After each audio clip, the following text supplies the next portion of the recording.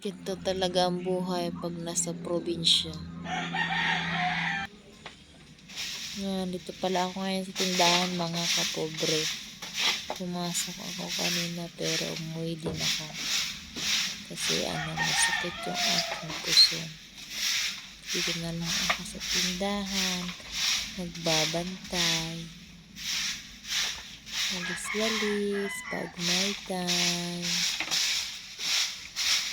Wala si tao dito kasi busy sa kanilang office. Sana all may office. Dawaw. Walisin natin itong loob kasi parang walang may-ari, hindi naglilinis. Walis-walis lang, tanggal ang mga plastic.